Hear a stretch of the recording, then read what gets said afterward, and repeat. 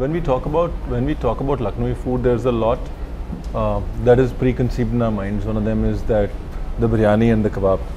There's a lot more to Lucknow than the biryani and the kebab, and that's what the world needs to know.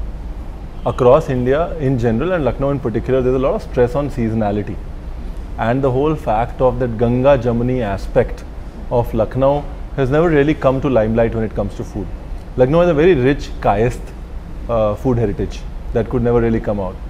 The whole concept of chaat that was started in Agra, Mathura, Banaras and Lucknow is not given its due credit as it's elsewhere. So the idea is, when we talk about Lucknow, there's a lot more to complete the circle that needs to be spoken about, and that is the endeavor. See, across India, whichever area was ruled by the Mughals, there's a thin film, a fine grain of Mughlai everywhere.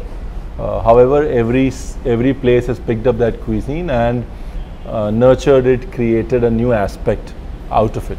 Lucknow has created that aspect of refinement, which is called nafasat in Urdu. Now that nafasat is not easy to bring by. It's a labor and passion intensive job. But it's not that it's impossible.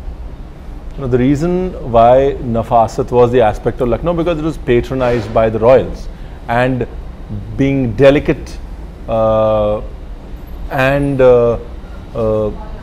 being delicate and being refinement oriented was paid for by the Nawabs. However, in today's world, the value of refinement isn't that much. So that is one of the reasons why Lucknowi food does not make it to restaurants as much, and there are not so many, because it's labor and passion intensive and there's not much value to it today, which unfortunately is only with the royal foods. There is also a street food aspect to Lucknow, the kayas food aspect to Lucknow, that can be bought out and translated into cuisine, into restaurants, and that is something that should be the endeavor of people like us who have their roots in Lucknow. You always give people what they want, and we cannot deny that right now people want an understanding of regional cuisine.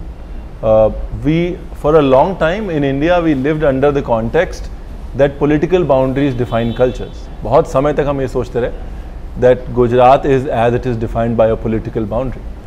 So political boundary, when it was created out of a sense of out of other motives, not cultural motives.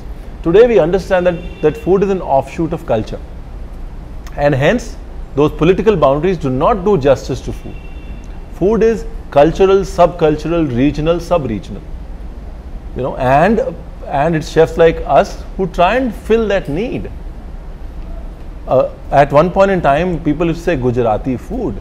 Nowadays, 50% of the public says Surti food, Kachhi food, Kathiawadi food. They don't just say club Gujarati food together. Maharashtrian food was food once upon a time because Maharashtra was a state. Now we talk about Kolhapuri food, Malwani food. Now we talk about regions, sub-regions, culture, subculture. So there is a clear need in the market for everybody to engage with their roots. And as chefs, we fulfill that need by going regional. I think my favorite part of cooking is never do the same thing twice. So like I will never cook the same thing twice exactly the same way. I'll always try and add a little bit more next time to see what happens, a little bit less, or just cook something completely different. That's my take on food.